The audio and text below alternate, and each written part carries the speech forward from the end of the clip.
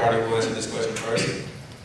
Do you believe the Armed Forces policy, don't ask, don't tell, should be the standing policy for our military?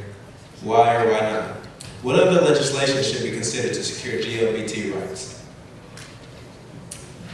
My name is Ryan Madden, and I am a gay American. And when I think of the words the United States of America, I think of the ideals of freedom and equality and those immortal words that all men are created equal.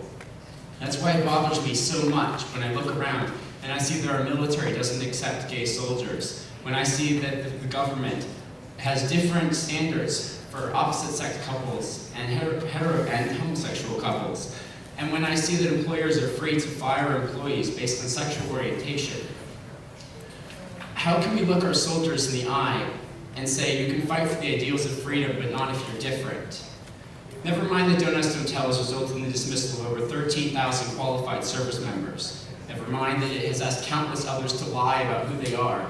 Never mind that we insult our troops every time we have the gall to say they are so unprofessional they could not serve with someone who's different from them.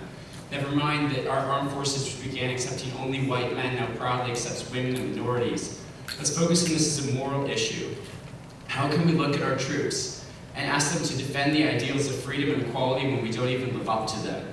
When we find inequality, whether it be based on race, gender, or sexual orientation, it is our moral duty to abolish it. To that end, the Democratic Party supports the end of Don't Ask, Don't Tell, the Defense of Marriage Act, and the passage of ENDA, the Employment Non-Discrimination Act, and the Mary Meyer Cyberbullying Prevention Act, which is now in the House of Representatives. Thank you very much.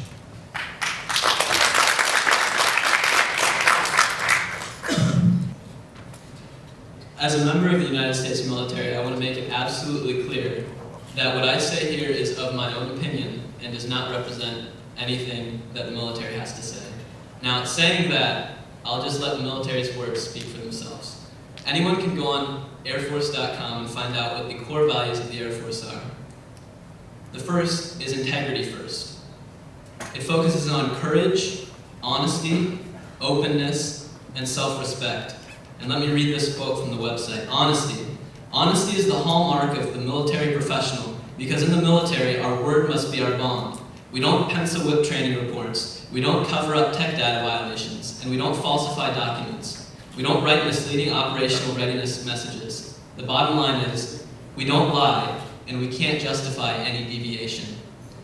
Now, I'm not sure if you know who the chairman of the Joint Chiefs of Staff is, but currently it is Admiral Mullen, and he is the highest ranking military officer in the United States under the President. He was quoted as saying recently, "This is my personal view. I struggled greatly with the fact that we ask people in an institution that values integrity, which is who we are, that we should ask individuals to show up every day and basically lie." Now, you heard from my friend here, Ryan, that over 13,000 qualified service members were released during a time of war.